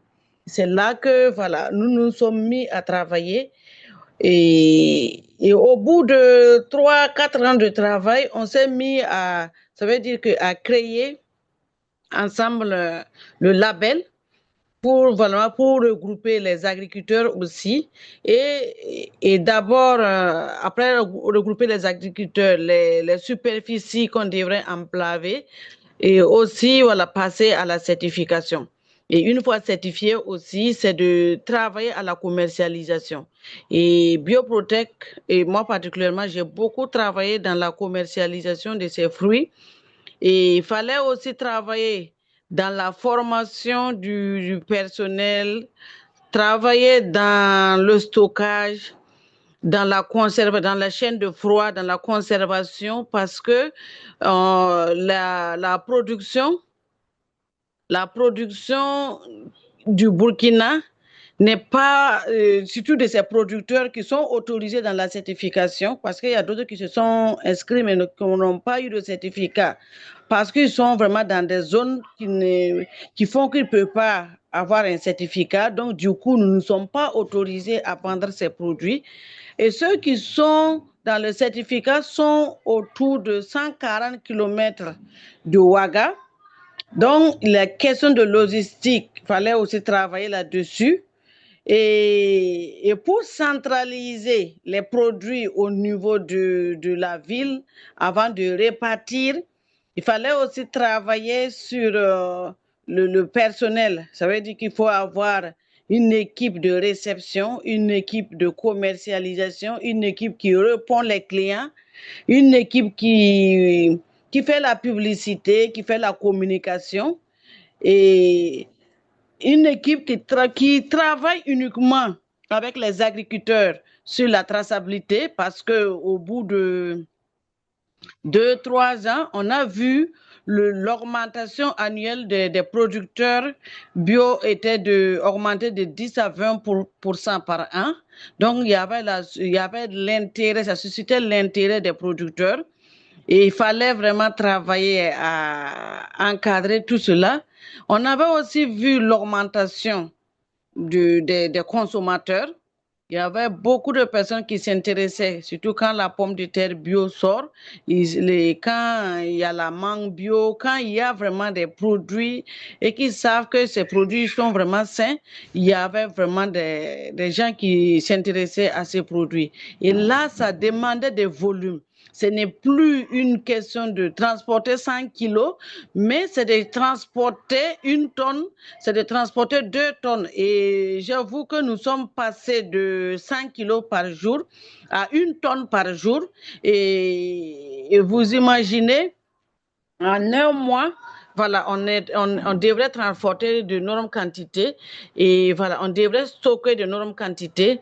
Et voilà, il fallait vraiment retravailler, restructurer même la structure, parce que au côté structuration, il y avait le chiffre d'affaires qui s'explosait. Donc, on avait en conformité avec aussi l'État. Et voilà, il fallait transformer la structure et il fallait regrouper les producteurs en coopératives pour pouvoir faciliter les achats groupés. Il fallait travailler à pouvoir mettre des systèmes, des commandes, des commandes groupées ou de passer du B2C. Ça veut dire qu'il ne faut pas que le bio reste uniquement une affaire de riches. Comment faire que la base de pyramide, tout le monde puisse avoir accès? Il fallait vraiment travailler vraiment sur ça. Et nous avons, avec avec les partenaires techniques et financiers, je pense qu'on a travaillé sur comment faire que la population puisse avoir accès, parce que on a vu que cette basse classe représentait plus de 50% de la population ouagalaise même, et pour le Burkina. je vais dire même plus de 80%.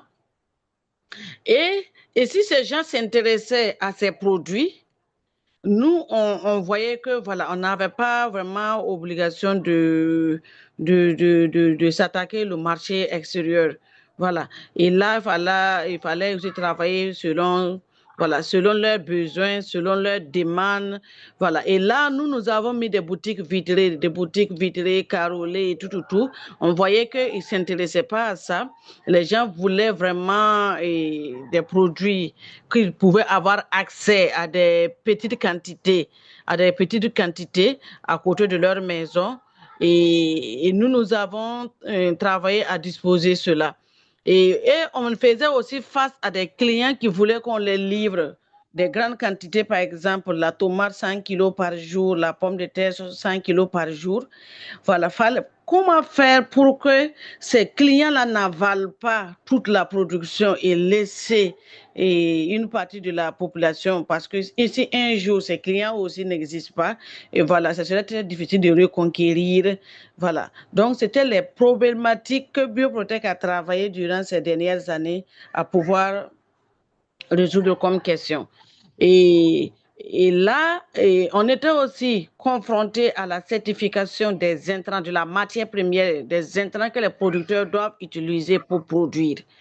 Voilà.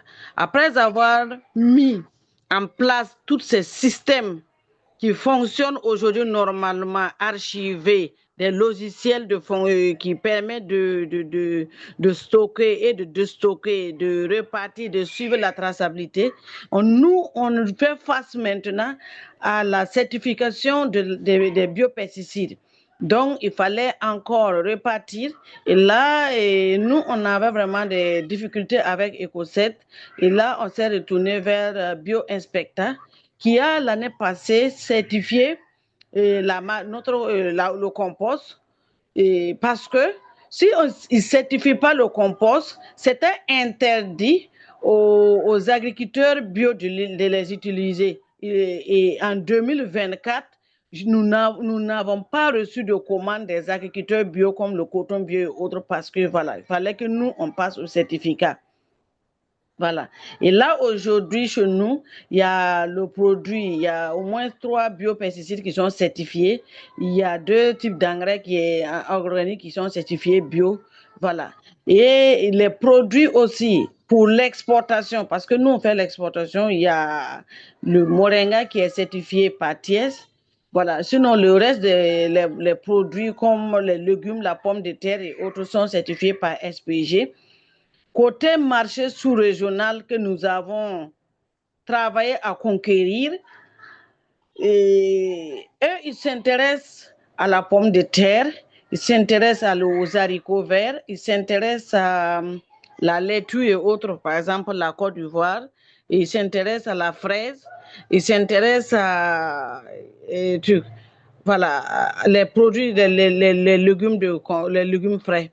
Voilà, c'est pas forcément les produits céréales et autres, parce que nous avons aussi des produits oléagineux qu'on a certifiés. OK. Maintenant, ces produits que la sous-région, il fallait aussi travailler parce que là, ça demande, c'est des produits frais. Et au niveau du Burkina, nous, on produit pendant la saison, on a 2-3 campagnes. On a la première campagne commence à partir du mois d'octobre par les semis qui se terminent en mars. C'est ça que nous appelons ça la grande campagne maraîchère. Et on va sortir des grandes quantités de volume au niveau des produits, que ce soit du bio, que ce soit du conventionnel. La température vraiment va avec la semence. La température va avec la floraison. Donc, ce qui fait qu'on se retrouve avec beaucoup de produits. Voilà. Et par rapport à nos agriculteurs bio, on a quitté peut-être de 500 kilos de pommes de terre à environ maintenant 10 tonnes de pommes de terre. Voilà. Et on devrait consommer ça en ce laps de temps de 2 mois. C'était énorme pour nous. Il fallait aussi chercher le marché extérieur. Voilà. Et là, c'est là que nous sommes vraiment, on a été face à des questions logistiques. Parce que quand c'est les produits comme la fraise et autres, nous pouvons l'exporter par avion et le prix est intéressant à la destination, en Côte d'Ivoire, par exemple, ou même au Togo, par exemple.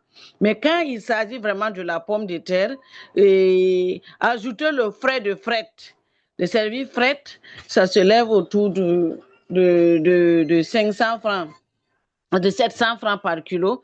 Et le produit même de la pomme de terre, voilà, vous voyez que quand on se retrouve à l'autre côté du pays, on se retrouve à un produit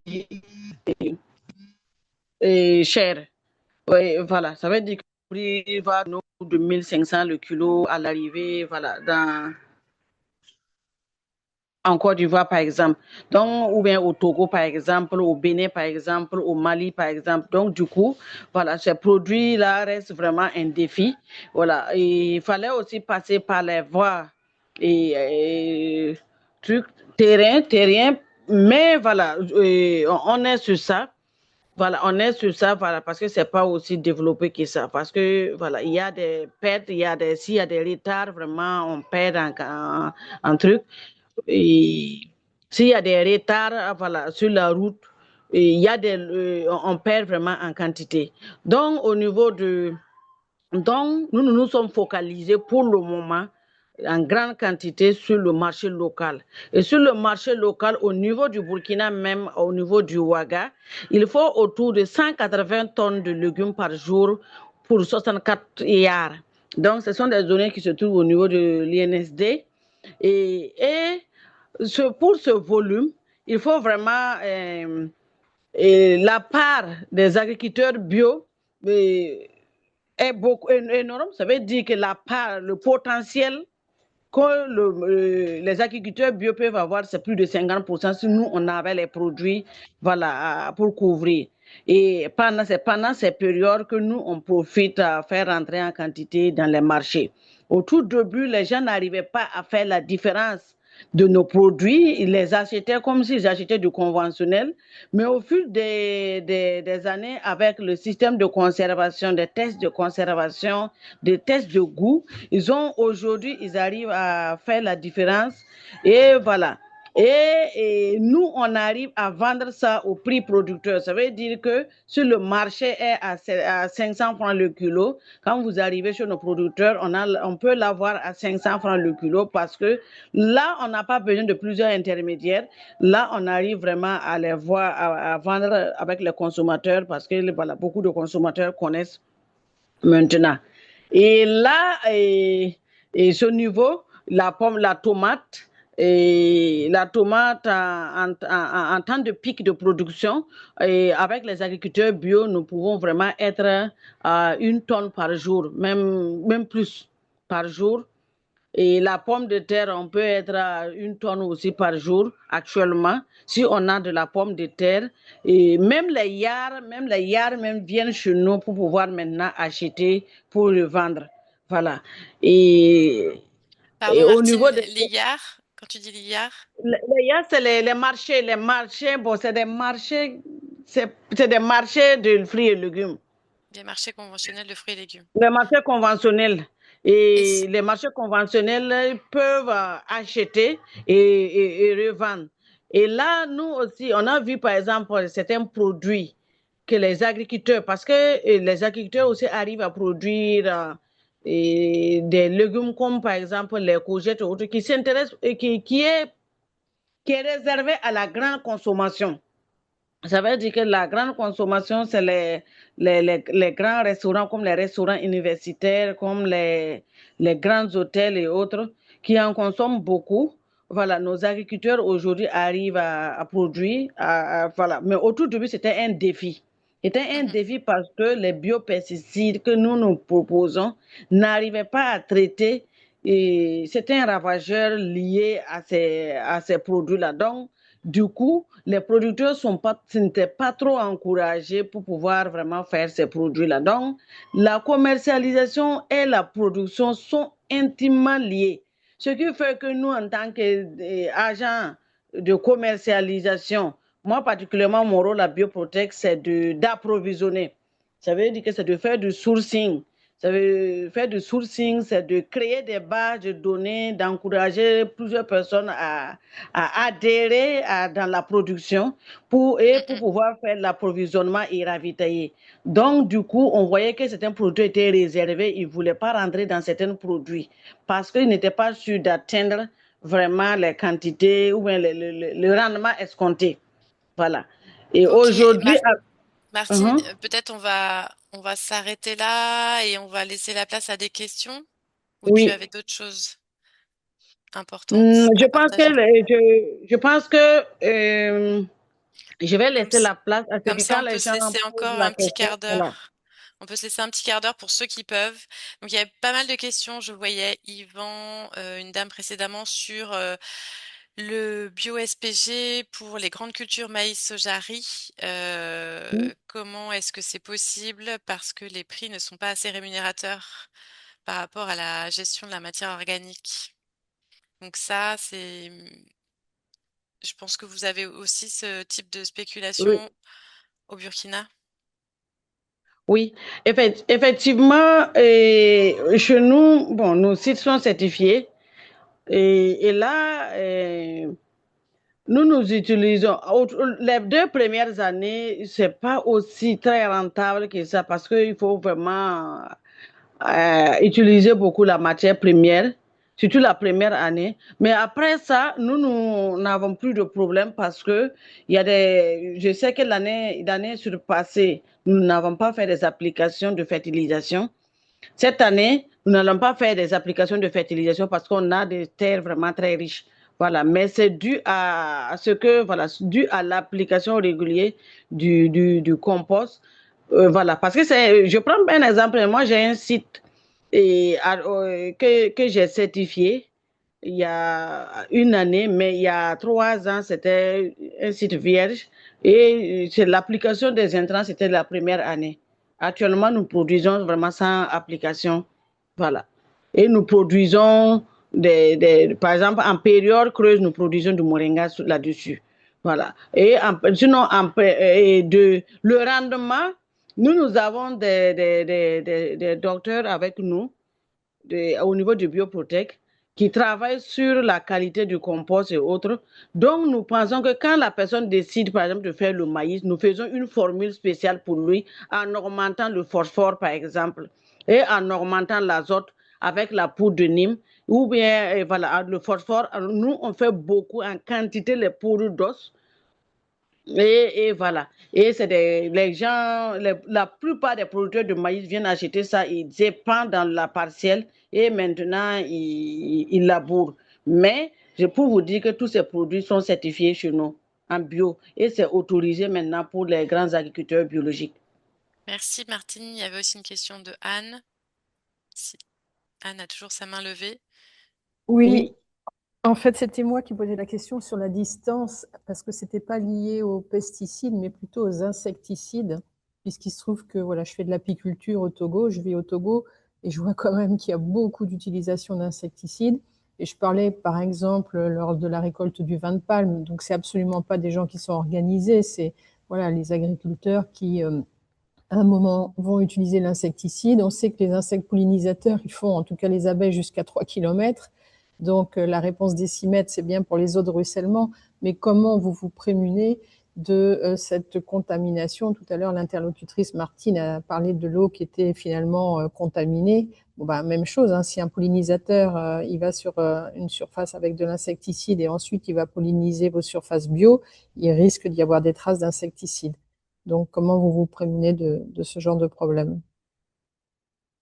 Ok. Bon, nous, à notre niveau, et d'abord, notre système, nos agriculteurs étaient beaucoup basés à l'est du Burkina. Au niveau de l'est du Burkina, une partie et jusqu'à dans le Sahel, les pesticides n'étaient pas aussi fréquents à ce niveau-là. C'était pas truc parce on a vraiment c'est vrai qu'on a beaucoup ils ont analysé vraiment des forêts où ils ont trouvé vraiment des faibles résidus de pesticides à ce niveau. Par contre, on a par exemple l'ouest du Burkina qu'il y a beaucoup de pesticides. Et nous, jusqu'à présent, nous ne sommes pas vraiment allés dans ces zones-là. Dans ces zones, la personne qui peut vraiment pour le moment répondre, c'est peut-être que l'Union nationale des cotonniers, parce qu'eux, ils ont des sites bio, voilà, un peu vers ces zones.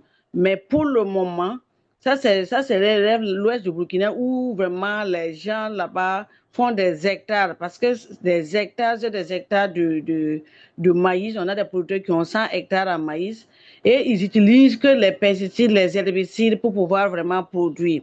Et là-bas, la terre est riche par rapport au Sahel et par rapport au plateau central.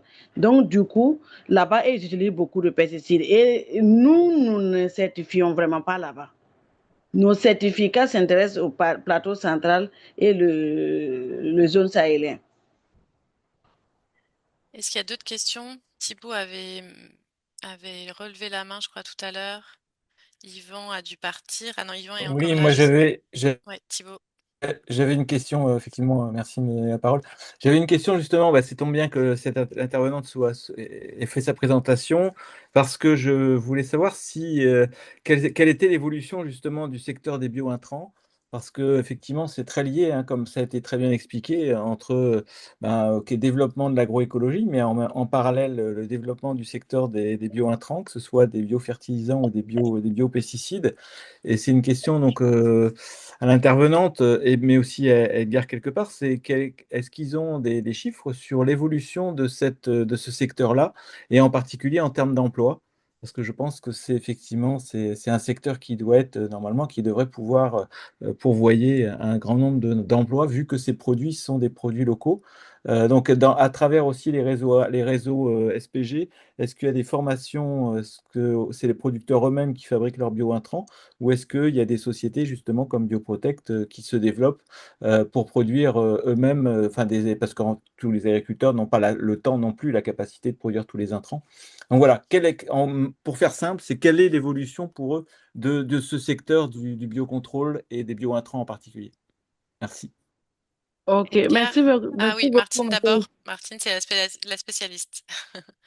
Ah, merci beaucoup, monsieur Christophe. Et voilà, au niveau du Burkina et au niveau du Bioprotec, on a vu vraiment une augmentation de, de, des biopesticides. Parce qu'au tout début, et les premières années, nous avons beaucoup travaillé dans le renforcement des capacités aux producteurs à l'autoproduction. Dans tout le Burkina, chaque année, on faisait au minimum on formait au minimum 3 000 à 5 000 producteurs dans l'autoproduction de biopesticides. Nous avons élaboré même des curricula pour les centres de formation agricole parce qu'on avait remarqué que c'était de protocole voilà, et chimique. Donc, l'agent d'agriculture qui était sur le terrain encadrait les producteurs par les itinéraires techniques liés à l'agriculture conventionnelle. Donc, il fallait qu'on accompagne aussi à élaborer des curricula et travailler à ce que ça soit adopté dans les enseignements et travailler à former les producteurs dans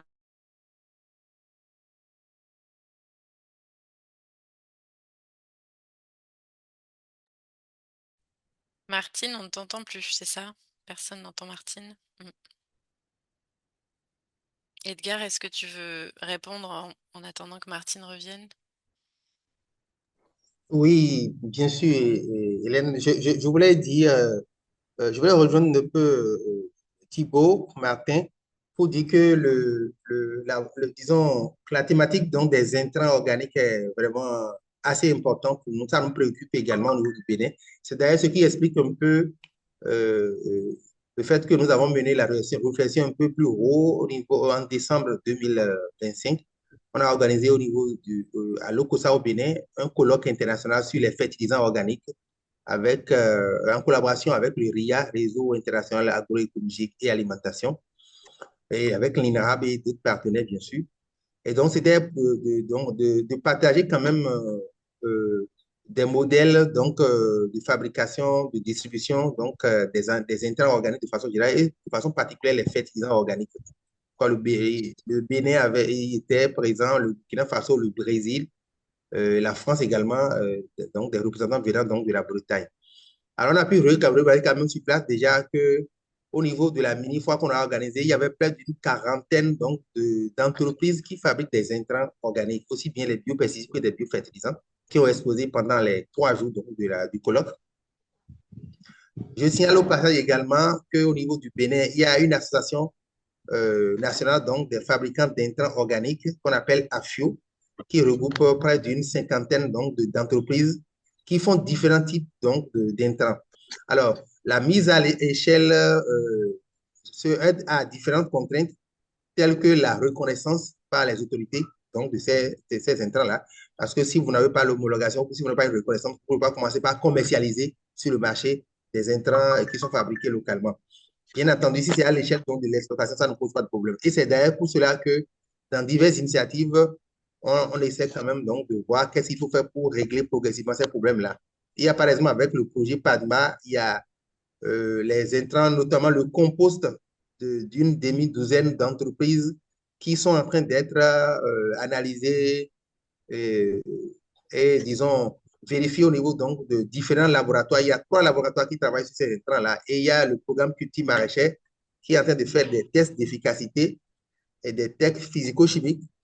Et ça a commencé depuis 3 ans et bientôt on va avoir les résultats pour que ces compostes-là puissent avoir donc de la reconnaissance et faciliter donc la mise à l'échelle progressive pour que entre la valeur affichée ou du moins disons, les effets annoncés par les fabricants, on s'assure quand même qu'au champ, que ça donne effectivement les mêmes résultats. Donc, ça préoccupe vraiment. Donc, il y a quand même pas mal d'entreprises, de jeunes startups quand même qui s'investissent dans cela. Et ça quand même englobe pas mal, disons, donc, d'emplois. Donc, c'est un secteur qui mérite quand même d'être soutenu de façon constante parce que progressivement, il y a donc des gens qui s'y mettent comme dans les emplois verts, comme on le dit, quoi. Parce que je voulais ajouter comme contribution. Merci. Merci Edgar. Yvan, tu avais demandé la parole depuis un moment. Excusez. Oui, mais du coup, j'ai mis par écrit, Ah oui, comme Oui, je voyais que le temps était... ok. Non, je vais pas redire ce que j'ai dit, mais voilà, et c'est pas pour amoindrir le témoignage d'Edgar, hein, avec qui on a beaucoup travaillé, on a suivi sur le Bénin. Mais voilà, je pense qu'il y a, c'est un convaincu du SPG, hein, qui parle. Je pense que c'est hyper adapté au marché émergent et au pouvoir d'achat, puisque la question du webinaire, c'était comment on rend les produits agroécologiques au plus grand nombre, et le SPG, effectivement, est une réponse. Mais je parle pour le Bénin, en tout cas, je pense qu'il faut pas vendre du rêve non plus, quoi. C'est-à-dire que pour avoir accompagné différentes filières voilà, ça reste la valorisation pour les producteurs reste compliquée et donc il y a encore des défis sur faire connaître davantage le label, qu'est-ce que ça garantit réellement auprès du consommateur. Donc, il y a un vrai débat sur est-ce qu'il faut une reconnaissance officielle, une dose de reconnaissance officielle par l'État ou pas.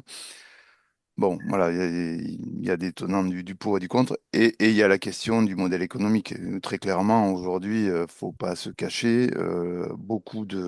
Sauf effectivement quelques leaders, et la MAP Bénin en fait partie, le Rimat Expo en font partie, mais c'est un producteur avec une logique commerciale affirmée. Oh, on ne peut pas en tirer sur toutes les cultures des, voilà, des enseignements disant que, il y a une valorisation voilà, partout. Donc, Tu veux dire particulièrement en dehors des fruits et légumes, c'est ça? nous, on a fait une petite enquête à Evoscavo, c'est ce que j'ai mis dans le chat en fin d'année, et des groupes qu'on a accompagnés avec la FUPRO, certains avec Edgar aussi, Hortitech. Mais voilà, clairement, beaucoup sur les grandes cultures ne payent pas, ne vendent pas plus cher leurs produits bio, alors qu'ils ont des rendements parfois inférieurs de 15 à 20%. Donc, vous comprenez bien que forcément, voilà. Alors, sur le maraîchage en périurbain, et comme ça a été dit, effectivement, il y a de la valorisation. Mais dès qu'on est, par exemple, sur du maïs, du soja, grande culture où se pose la question des alternatives aux pesticides, faire du compost à grande échelle, ou alors il y a les bio-intrants, effectivement, mais les bio-intrants coûtent cher si on les achète. Donc là, on retombe sur les questions, bon, voilà, de l'agroécologie. Je ne veux pas monopoliser la parole, mais voilà, faut pas vendre du rêve. Je pense qu'il y a un gros, il y a un énorme potentiel, mais il y a un énorme défi sur le modèle économique. Et juste pour finir, ce qu'on voit aussi, c'est que si effectivement au Bénin, tout le processus de certification est approprié par les acteurs et fonctionne, hein, les groupes de contrôle, les certifications entre pairs, euh, j'ai perdu ce que je voulais vous dire. Bon, Si ça enfin voilà. fonctionne, le Voilà. bio-SPG, En, en tout cas, ok. ça fonctionne, mais sur voilà, le modèle, oui, la contribution des producteurs, c'est ça, le refinancement par les producteurs. On voit qu'on a des producteurs qui trouvent le cahier des charges très contraignant. Bon, on a la même chose en France. Mais c'est vrai que moi, je suis convaincu que voilà, le SPG est forcément associé à bio. Je pense que sur l'agroécologie, peut-être ça serait plus facile de garantir des systèmes de production agroécologiques que forcément en bio. Et parfois, ça lave plus blanc que blanc, c'est-à-dire on voit que pour certains producteurs, les questions du cahier des charges sur l'isolement, c'est des pratiques qu'on ne demande même pas en France. Ah oui. Bon, donc voilà, donc il y a des vraies contraintes producteurs, il y a aussi des contributions financières demandées aux producteurs qui peuvent être différentes. Bon voilà, tout ça pour dire qu'il y a un vrai enjeu de travailler sur la consolidation du modèle. Mais je suis convaincu que c'est un outil complètement adapté tant que les marchés bio et, voilà, le pouvoir d'achat n'est pas mieux installé. Mm, mm. Oui, bah, c'était le constat effectivement qu'en dehors du maraîchage périurbain, c'était compliqué. C'est le constat partagé. On avait fait entre Pafao, Jaffois, on avait identifié d'autres possibilités comme les produits du terroir où ça peut être mieux valorisé. Et puis les cas de diversification de culture, d'export vers le marché local aussi, voilà, ça marchait bien. Mais qu'effectivement, sinon, ça pouvait être compliqué. Après, il y a quelques cas encourageants. Et donc, Martine, peut-être je vais te laisser le mot de la fin là-dessus, sur la certification bio-SPG et sur l'élargissement du marché. Merci. Comme je vois que tu es revenu, c'est ça, on t'entend? A Oui, priori. oui, oui, oui. Oui. Oui, merci beaucoup. J'ai un problème avec mon ordinateur, donc ça se déconnecte. OK, bon, pour la certification, bon, pour l'élargissement du marché, je pense que c'est possible parce que nous avons quand même arrivé à avoir des contrats avec des hôteliers qui consomment beaucoup certains produits, par exemple l'ananas et autres. Et nous, on souhaiterait avoir vraiment des partenaires dans la sous-région. S'il y avait aussi, parce qu'au niveau du conventionnel, il y a des moments où on organise des B2B et des cadres pour permettre aux autres pays de se rencontrer. Si au niveau de l'agriculture biologique ou l'agroécologie, on peut nous favoriser pour que, voilà, à l'intérieur, on puisse faire des marchés entre nous. Voilà, parce que nous aussi, nous avons besoin. J'ai été au Togo. J'ai pu faire approvisionner du gingembre, des choses comme ça en quantité. Et par contre, ils n'avaient pas le marché. Donc, nous, on souhaiterait vraiment ce type de partenariat. Voilà, et moi, vraiment, je le recommande. Voilà, à notre niveau, et si et nous avons arrivé à certifier, ça n'a pas été du tout simple, mais bon, on a arrivé à certifier nos biopesticides et on pourrait aussi partager des expériences ensemble pour tous ceux qui sont aussi intéressés. Voilà. Et pour l'augmentation de la productivité ou bien du système même de la fertilisation bio au Burkina, et je peux dire que aujourd'hui, il y a au tout début, en 2014, on était pratiquement seul ou deux. Aujourd'hui, on se retrouve avec plus de 40 sociétés installées qui produisent des biopesticides et des fertilisants bio, des fertilisants organiques. Voilà, hormis voilà, la production, même autoproduction des agriculteurs. Il y a l'État aussi qui achète pour les producteurs. Et il y a les producteurs certifiés aussi qui commandent en quantité voilà, avec nous. Merci beaucoup. Merci Martine. Je crois qu'Edgar veut vraiment avoir un tout dernier mot. Oui, merci beaucoup. Je voulais rejoindre un peu Yvan pour dire qu'en matière quand même de valorisation donc, du label BioSPG, il faut suffisamment de communication autour du label. Un label ou bien une marque ne peut faire vendre vraiment que si on communique autour de cela, même si derrière cela, il y a de bonnes pratiques agroécologiques et biologiques. Ça, je suis d'accord avec lui. Pour le moment, on n'a pas eu les moyens donc, de bien communiquer autour donc, du label BioSPG au niveau du Bénin. Maintenant, la deuxième chose, c'est qu'au niveau de la commercialisation, je pense que souvent, on se pense qu'il suffit donc d'appuyer les agriculteurs à produire, bon, à respecter les normes et à certifier pour que le produit se vende bien. Je pense que c'est une erreur. Même pour l'agriculture conventionnelle, on a besoin donc des gens, des spécialistes qui accompagnent la mise en marché. Et ça, c'est vraiment important. Donc, merci beaucoup à tout le monde. Si vous avez encore des questions, on peut les transmettre aux intervenants ou y répondre nous directement. On va vous envoyer les présentations. Merci beaucoup à tous les trois, Ninon, Martine, Edgar.